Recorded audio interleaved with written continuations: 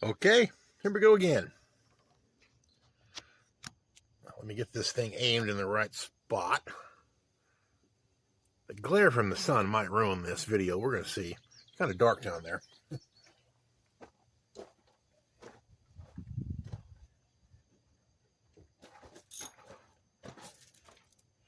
So here's what I'm doing. Here, let me aim this in a different spot. Let's aim it here. I'm going to replace the belt tensioner. But first, well, if I get my freaking camera aimed where I want it, I'm going to remove this right here, that bracket, so that I can remove that washer tank, because that will make it easier to access the belt tensioner. And removing this isn't absolutely necessary, but it does make it a whole lot easier to reach where I need to reach.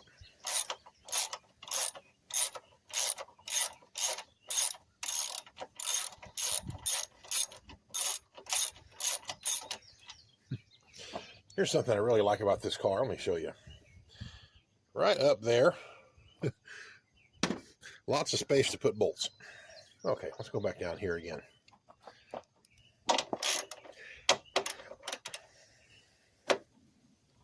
Dang, that's tight.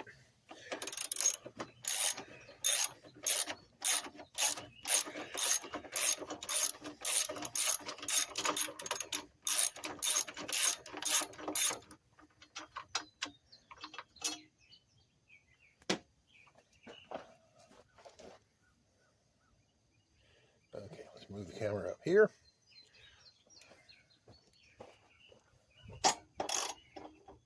Oof, dang, that's tight. What gorilla put this on here? Oh yeah, that was me.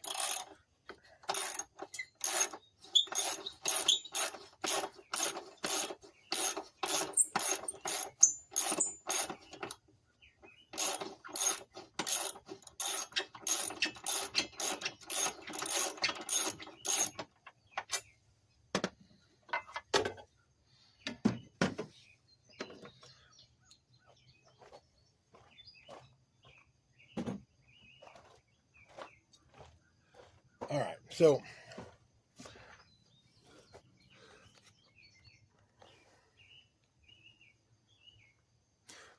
the reason I'm replacing the belt tensioner is it's completely wore out. When the engine is running, I happen to look down in here and that tensioner is just bouncing all over the place, which means it's done for. The spring is wore out.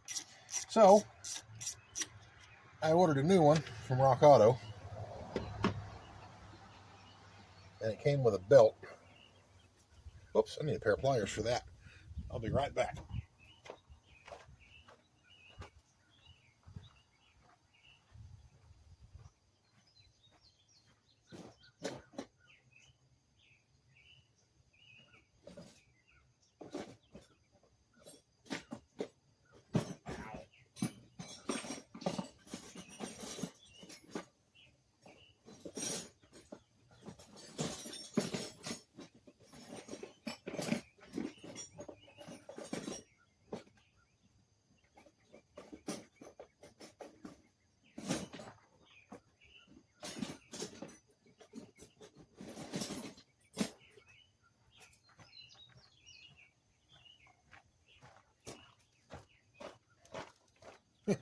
I must have a dozen pair of pliers, but when I actually go looking for some, I can't find them.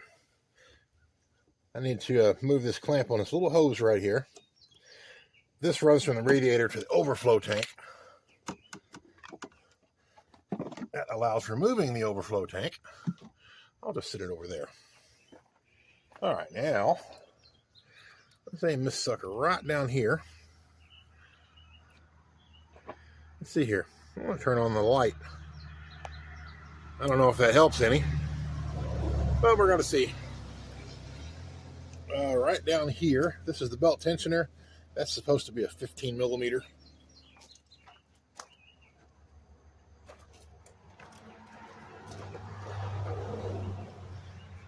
Let's see.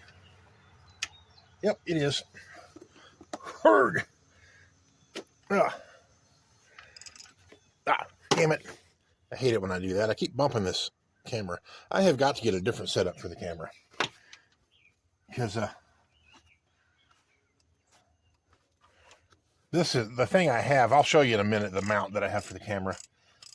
And problem with it is, in order to put the camera where you guys can see what I'm doing, that also means the camera's in my way, so I keep bumping into it. And I don't have a solution for that problem. Obviously, there is a solution because lots of people make YouTube videos. So somebody somewhere has figured this out. Dang, that was the easiest job I ever did. Can't believe how, wow, look how long that bolt is. Can't believe how quick and easy that came off there.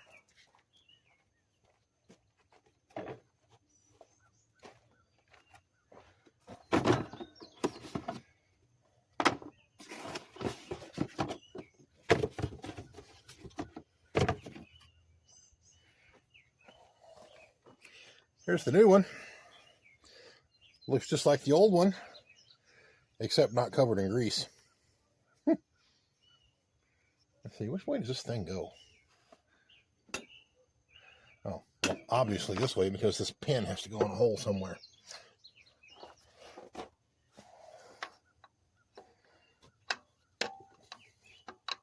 Is that the hole? Can't see the dang thing. There it is. Oof. Now, I have an oil leak somewhere. Oh, fuck, I bumped the camera again. Sorry.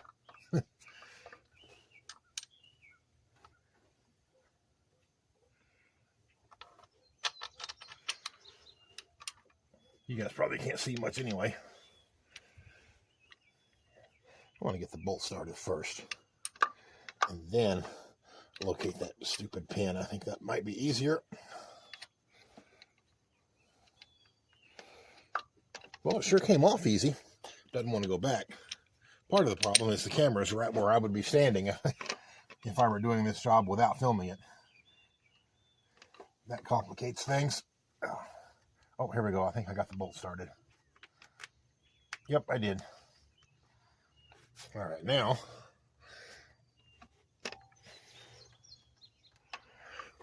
All right, I need to move the camera. Mostly because I need the flashlight off of it. So I can see, where does that pin go? Right there. Look at that. Okay.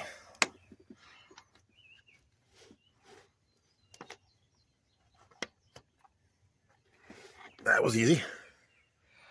All right. Okay, yeah, here's the camera holder I have. See right here. This little squeeze clip right here is what holds the camera, holds my phone. That's what it is, a phone holder. This thing here is bendable. You can move it wherever you want. And then it's got a, just clamps onto whatever you can find. Problem is, well, I mean, it's flexible, which it should be. But if you bump it at all, then it's, you know, bounces up and down for 5 minutes. So it's not great for making these videos. It's better than nothing. I mean, it holds my phone in place, kind of. It doesn't hold it steady.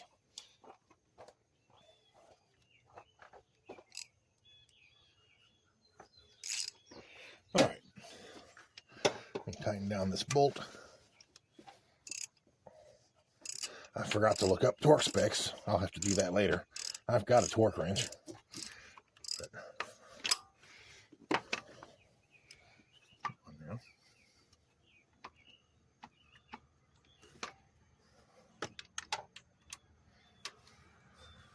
There.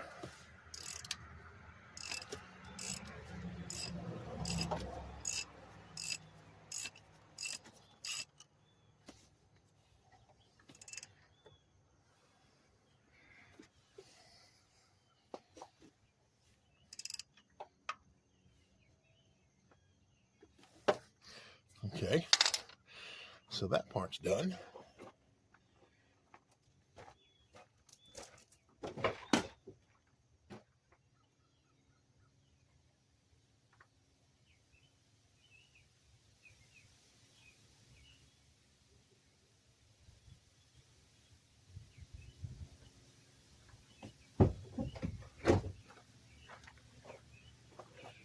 All right.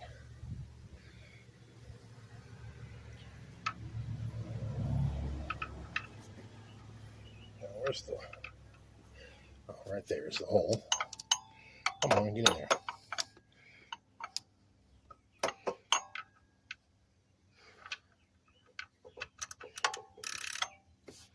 Lets me move it like so. Good news. All right, now here's the new belt.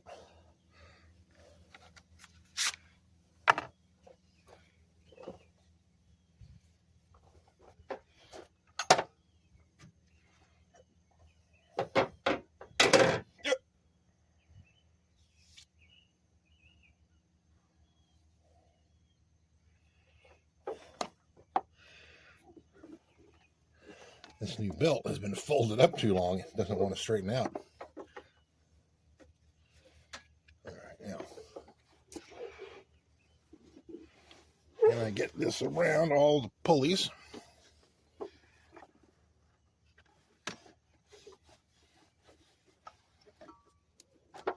Oh, shit. Sorry. I bumped it with my shoulder.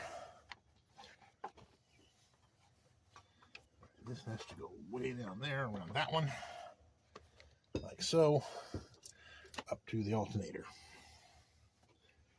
Now, let's see, is it on every spot where it's supposed to go? I believe it is.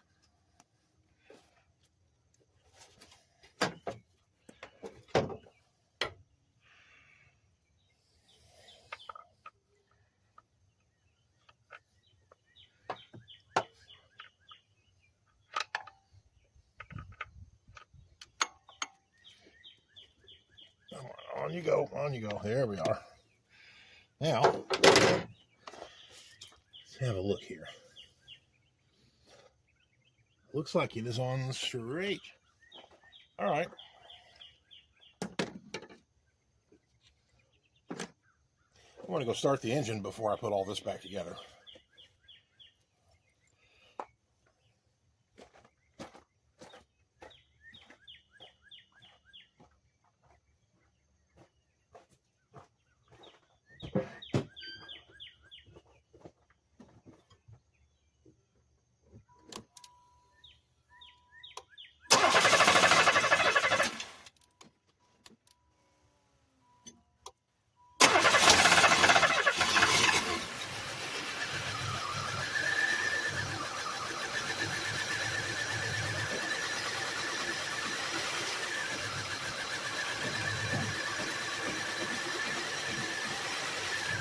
Okay, it's running. And you can see this now, it's not bouncing around like it was before. I mean, it moves a little because it's supposed to, but it's not jumping all over the place. Engine still isn't running real smooth. I don't know what the cause of that problem is. When I put the code reader on it the other day, it said random misfire. So at least I know the misfire on... Before it said misfire on cylinder 1, and now it just says random misfire. So I don't know if it's old gas or if those injectors from the junkyard are just a little sticky.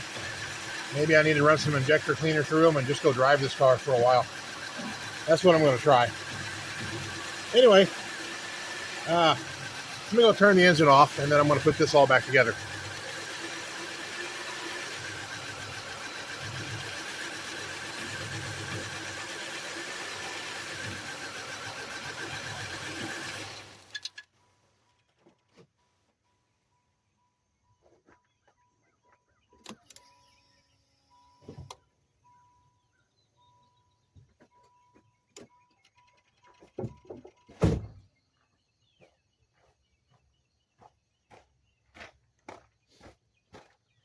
All right, so I'm sure I've mentioned before in one of the previous videos that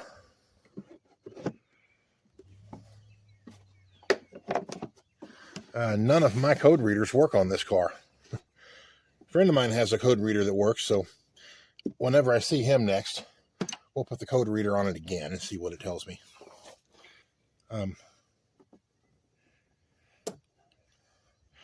The car has a new battery, new alternator, now it has a new belt tensioner. So I know for sure the alternator is charging good. So we know that insufficient charge for the ignition system is not the problem. And I also put in new fuses for the ignition system in an earlier video. So we know the ignition system should be fine.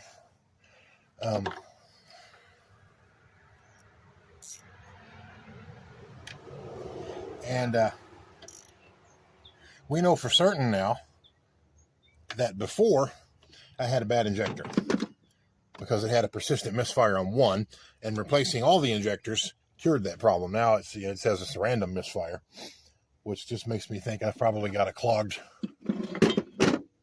injector, or not clogged, but let's say partially clogged injectors, and that problem likely can be fixed just by driving it around. I mean, who knows how long that car had been sitting in the junkyard with old gas in it. But I'm going to put injector cleaner in it and drive it and see if this problem clears up.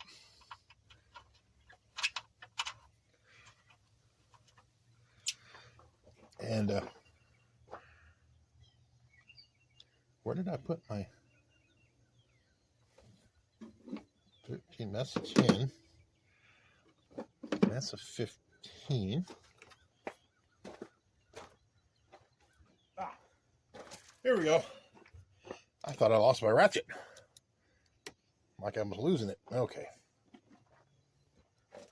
Let me move this thing again so that y'all can kind of see what I'm doing right there.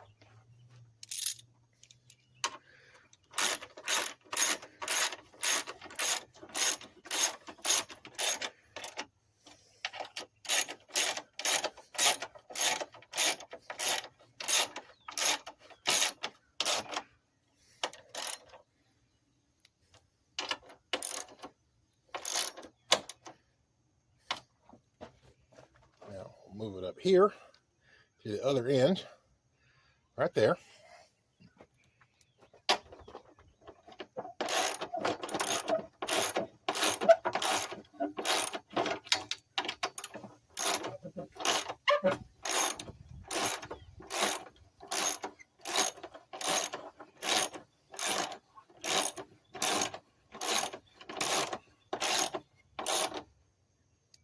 Oof. All right. So I'm ending the video here. I'm going to put my tools away. I'm going to go drive this thing around a little bit and see if maybe it improves.